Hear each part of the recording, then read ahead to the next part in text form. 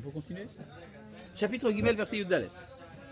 Vayomer Hashem Elohim el Anachash, ki asita zot aru ata mikol habehema ou mikol chayat haseda l'gecholcha teler vafar tocha kol yemei chayecha.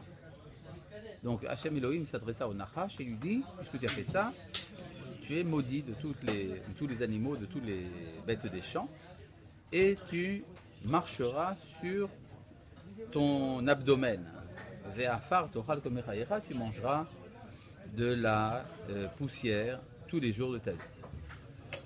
Ve'eva hashit bencha uben ha'isha, je mettrai l'inimitié entre toi et la femme, uben zaracha uben zara, et entre ta descendance et la sienne. Ou yeshufra rosh, il t'écrasera sur la tête, ve'ata teshufenu ekev, et toi tu le mordras au talon. Et l'Aïcha Amar, à la femme, il a dit, Arba arbe itzvoner ve'roner ve'esef libanim, je rendrai abondante ta souffrance et ta grossesse. C'est dans la souffrance que tu enfanteras des enfants. Ve'lisher teshukater, tu seras attiré par ton mari. Ve'huim sholbar, il te dominera. Ou le Adam Amar kishamata dekol ishtecha, il a dit à Adam, puisque tu as entendu la voix de ta femme, vatochal minae, si tu as mangé de l'arbre asher tziviticha, les morts lotochal mimenu, dont je t'ai dit de ne pas manger. Aroua Adama bavurecha, beitzavon tochalena kol micha etc. Bon, alors il y a ici une série de malédictions qui s'accumulent sur les trois éléments de l'être humain, qui sont le Nachash, Isha et Ish. Ne vous vous rappelez de tout ça? Oui, c'est dans le même être humain, vous avez trois éléments qui sont Nachash, Ish, Isha et Ish. Alors, on va essayer de représenter ici de quoi avait l'air l'homme avant la malédiction. L'homme avant la malédiction avait cette tête.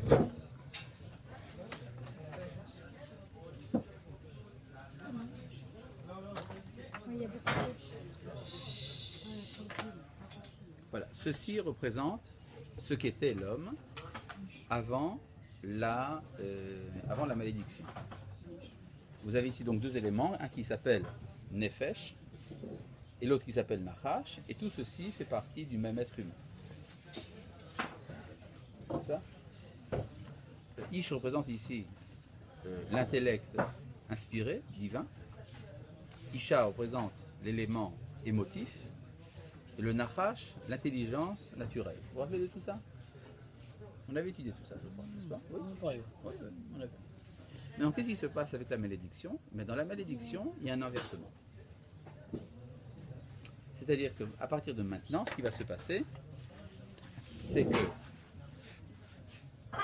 il va y avoir Ish, Isha et Nachash, c'est-à-dire la proximité de la divinité, ça passera par là, et plus loin passe par là, encore plus loin par là. C'est-à-dire que la nature cesse d'être en contact direct avec le divin. Vous voyez que ici, pour l'instant, c'est Dieu lui-même qui s'adresse au Nachash. Et là, Dieu va cesser de s'adresser au Nachash. Le Nachash va être en bas, en dessous de Isha, qui sera en dessous de Ish. C'est-à-dire qu'il va y avoir ici donc l'inspiration prophétique, qui viendra avant les motifs, qui viendra plus haut que l'intelligence naturelle. D'accord?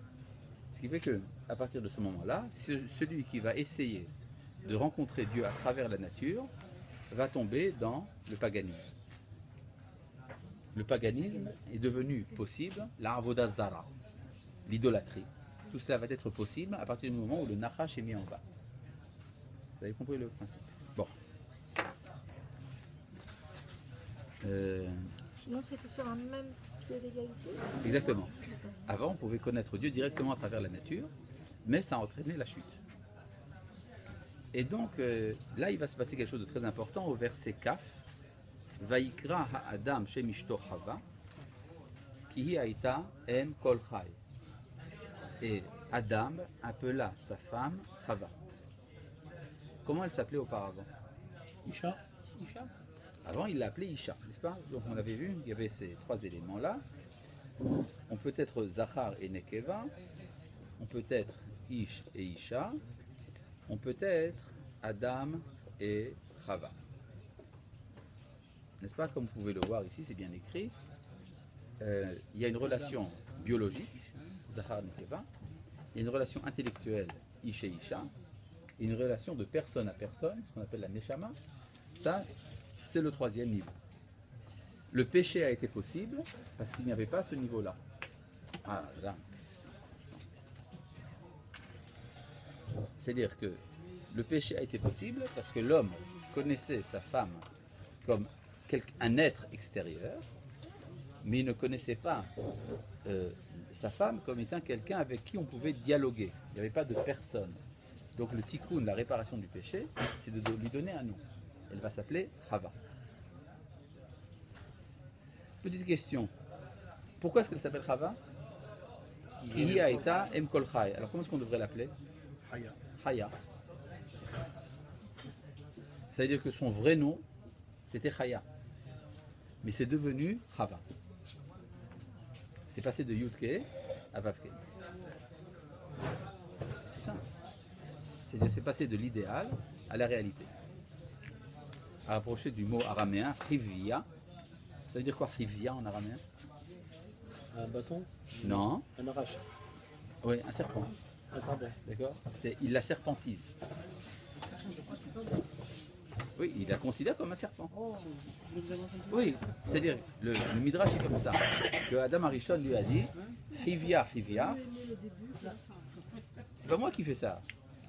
Le Midrash dit qu'Adam Arishon a dit à Chava, Hivya, Hivya, ve'ant Hivya de Adam.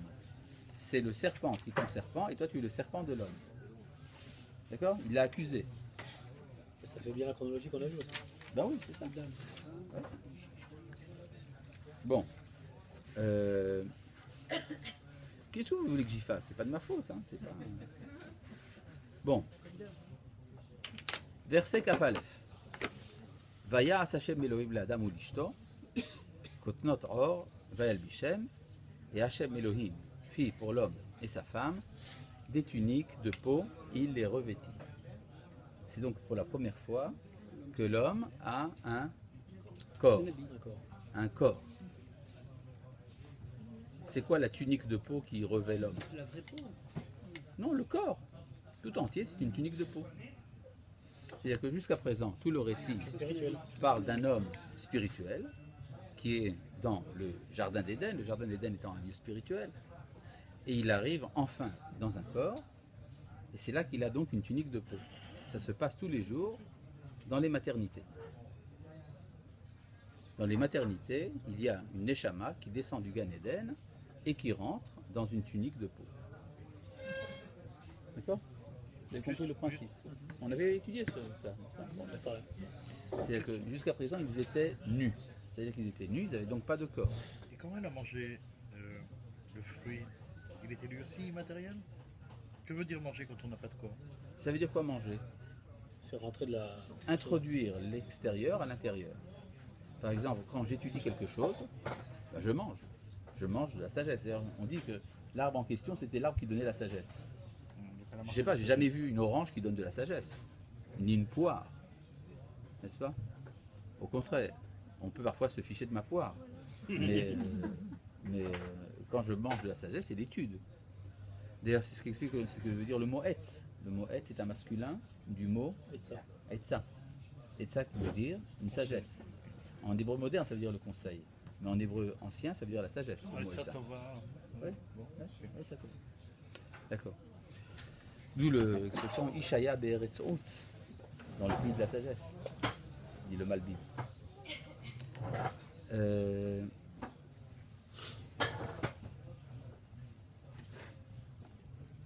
Vayomer Hashem Elohim. Je lis ici au verset Kafbet.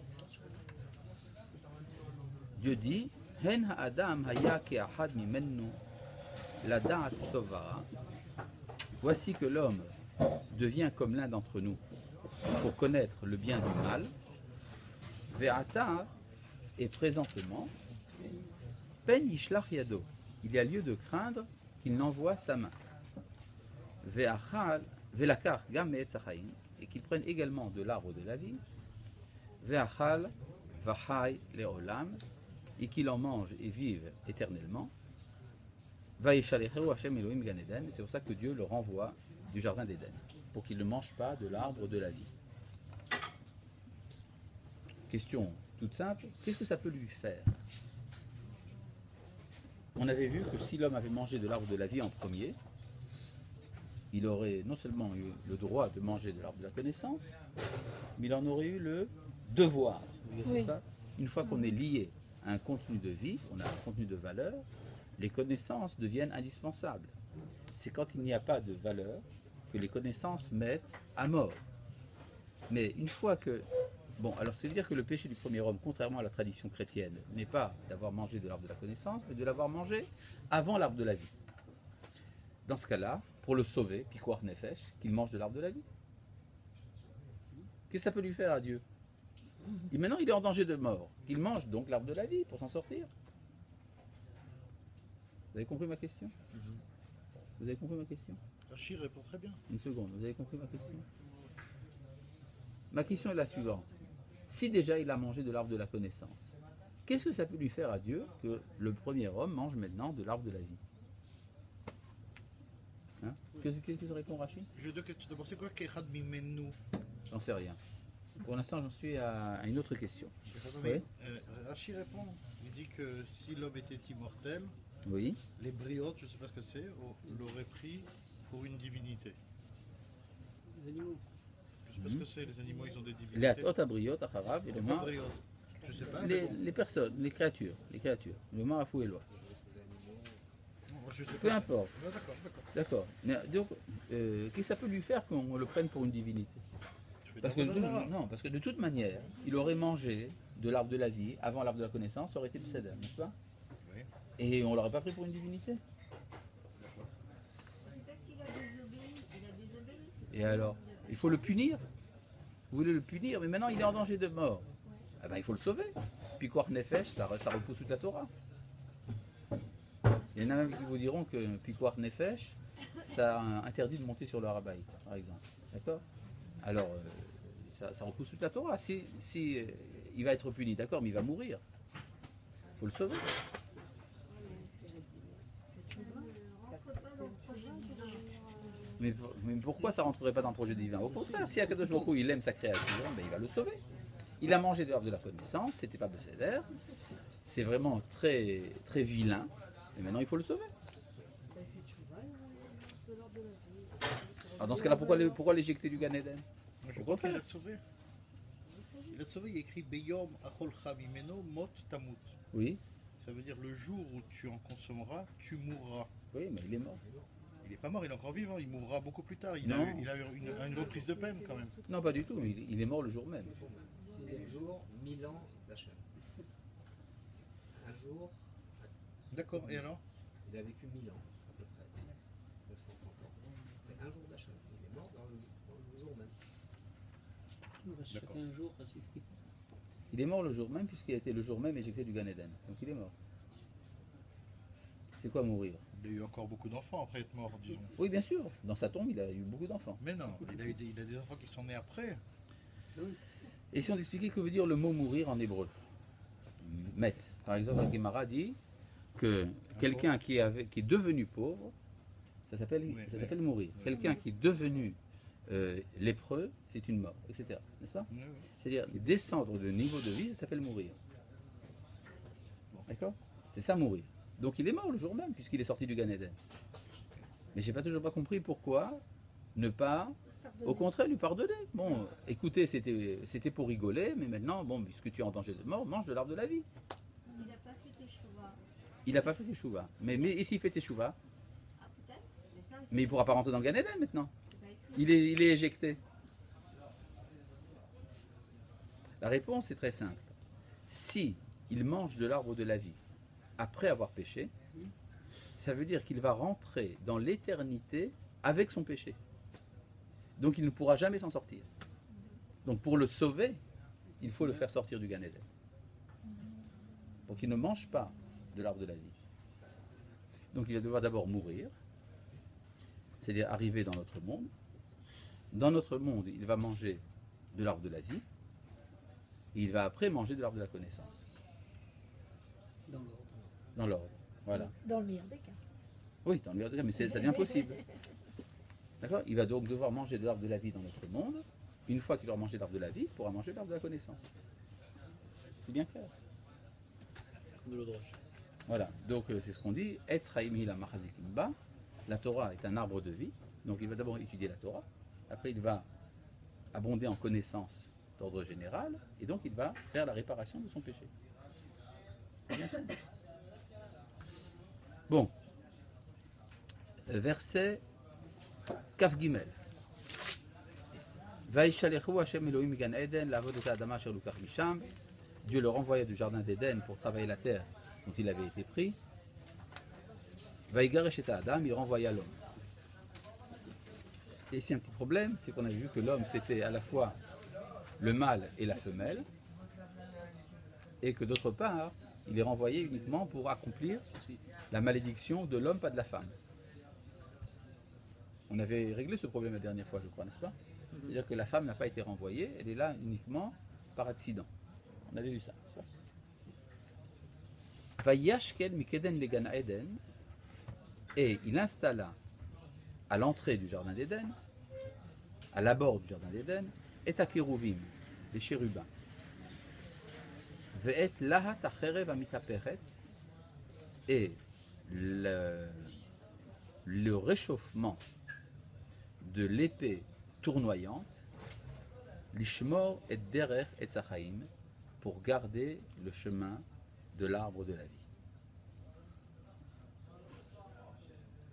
D'accord? Donc il y a des chérubins qui font la chaleur de l'épée tournoyante pour garder le chemin de l'arbre de la vie. C'est dans Gimel, verset Kafdalet. Dans Gimel, verset Kafdalet. Est-ce que vous avez déjà vu, ne serait-ce qu'en dessin animé, une épée? Oui. Quelle forme ça a une épée? Pointu. C'est long, n'est-ce pas? C'est donc un trait. Un trait, quand vous faites bouger, ça devient quoi? Un rond. Un cercle, Un cercle. n'est-ce pas? Et il y a un rayon qui va devenir un cercle. N'est-ce pas? C'est-à-dire qu'on va passer d'un monde de ligne droite à un monde circulaire. D'accord? C'est ça qui empêche de voir l'arbre de la vie. Alors qu'avant, il y avait un monde où les valeurs étaient claires, il y a un haut et un bas. À partir de ce moment-là, c'est l'ordre de la nature, et dans la nature, on ne sait pas qui est le haut, qui est le bas. On est passé donc du moral au naturel. Et donc pour rentrer dans le Gan Eden, il faut arrêter à un moment le tournoiement de l'épée. Quand on arrête de tournoyer, brusquement, le droit se retrouve. C'est tout simple. C'est pourquoi chez les kabbalistes, on explique que les mondes sont de deux sortes. Ce qu'on appelle Igoulim et Yosher, il y a des mondes droits et des mondes circulaires. D'accord? Chez les kabbalistes, ça se retrouve, cette idée. Bon. Tout ça va nous amener, bien sûr, maintenant au sujet essentiel de notre étude de ce soir, au chapitre d'Alet, verset Aleph. On s'arrête là sur ce passage qu'on a tout compris dans ce passage? Tout, ou presque. Qu'est-ce qu'on n'a pas compris? Par exemple, il a mis le gardien à l'est. Oui. C'est la seule entrée possible? J'ai dit que moi j'ai traduit Kedem par l'abord. Enfin, l'un des abords. À l'abord. Il n'y a qu'une entrée au Gan Eden. Et une autre, on peut rentrer par le fleuve. Voilà, je vais rappeler, il y a, si ceci... Venar Yotze Eden, ouais. Oui, seulement. Une seconde.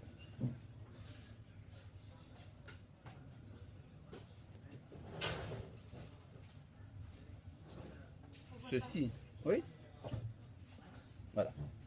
Ceci est le jardin, Gan. Ceci est le Éden. Ceci est le fleuve qui sort du Éden pour alimenter le jardin.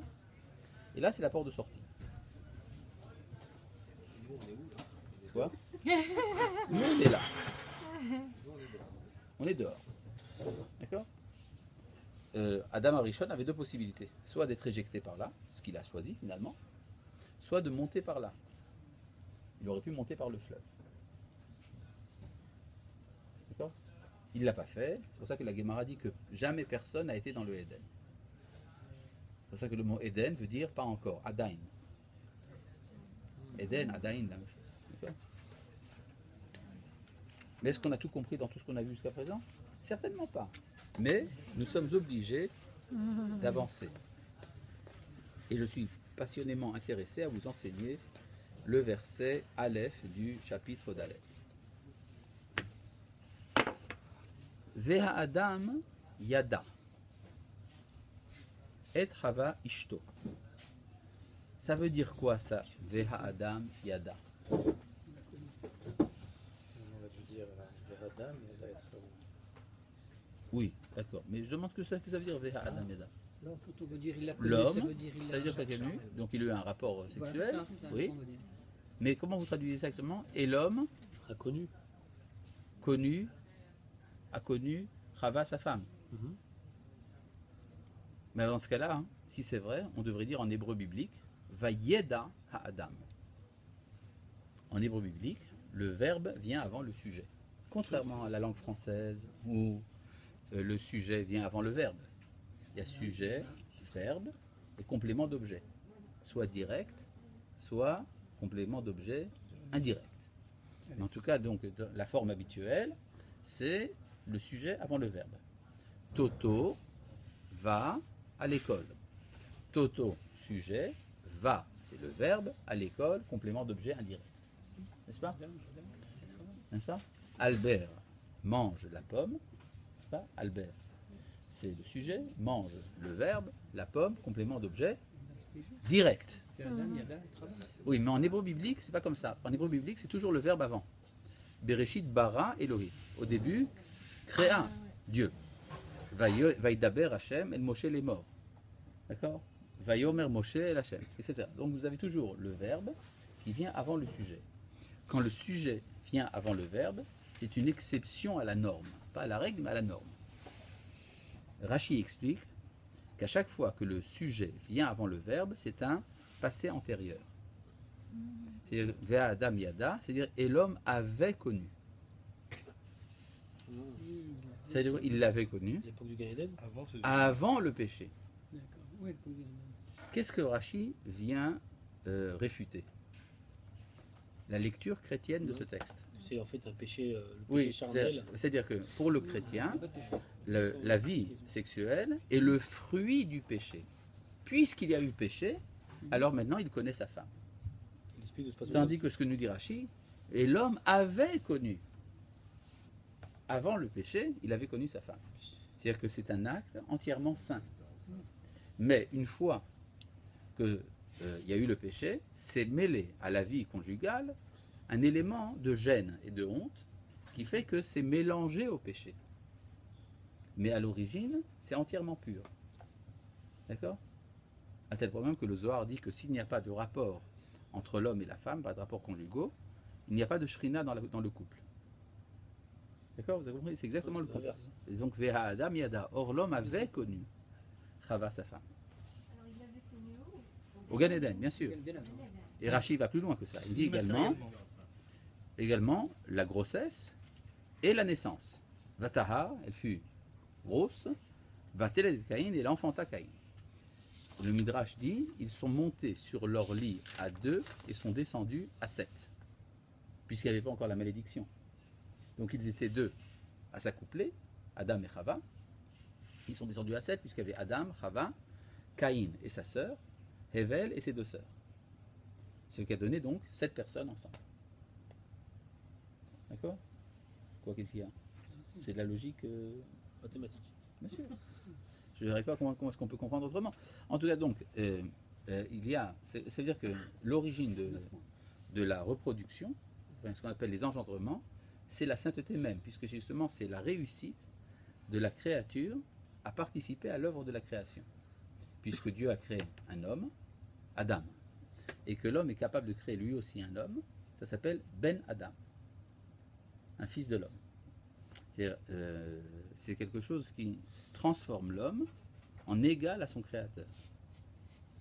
Veha Adam, vous comprenez? Oui, Chava aurait accouché avant d'être chassé. bien sûr, bien sûr, bien sûr. Donc ils sont partis à 7 du Gan Eden. Ah, ils n'en parlent pas des enfants. Est-ce que c'est marqué qu'elle a eu aussi des filles? C'est écrit en toutes lettres. Vateled, elle enfanta Et Caïn, Ah oui. avec Caïn. Donc s'il y a quelqu'un avec Caïn, c'est donc sa sœur. Surtout que le mot et, c'est les mêmes lettres que at, qui veut dire toi au féminin. N'est-ce pas? Donc il y a eu également une fille, évidemment. Et la fille d'ailleurs est antérieure à Caïn. Et Caïn. Elle a enfanté ce qui vient avec Caïn. Donc il y a Caïn et sa sœur. Et elle est toute contente. Va Tomer, et elle dit, Kaniti ish et Hachem, j'ai acquis un homme avec Dieu. Alors essayons de comprendre un peu ce que ça veut dire. Je vais citer ici un enseignement du Rav Ashlag, l'auteur du Soulam sur le Zohar, qui dit la chose suivante. Être une créature, cela veut dire être en état de vouloir recevoir. Volonté de recevoir, c'est la définition de la créature. Ratson, les kabel. Être créateur, ça veut dire vouloir donner. Ratson, les hashpia. Donc il y a une contradiction fondamentale entre l'état de créature et l'état de créateur. Le créateur est celui qui veut donner et qui ne reçoit pas. La créature, c'est celui qui veut recevoir et qui ne donne pas. Donc il n'y a rien de plus mauvais que d'être une créature, puis je suis le contraire de Dieu. Vous avez compris la malédiction qu'il y a dans le fait même d'être une créature. Pourquoi ça serait pas une complémentarité? À une complémentarité dans la mesure où on participe au même projet. C'est-à-dire je reçois pour faire plaisir à celui qui me donne. Par exemple, je vais chez ma tata qui m'a préparé un énorme gâteau alors que je suis plein du falafel que j'ai mangé auparavant. Mais pour lui faire plaisir, je vais manger. Donc le fait que je reçoive devient un don. Je la fais donner. Non, non plus que ça. Je lui donne quelque chose. Je lui donne mon acceptation de manger son gâteau, dont je n'ai pas du tout envie d'ailleurs, mais pour lui faire plaisir, je le prends quand même. D'accord ?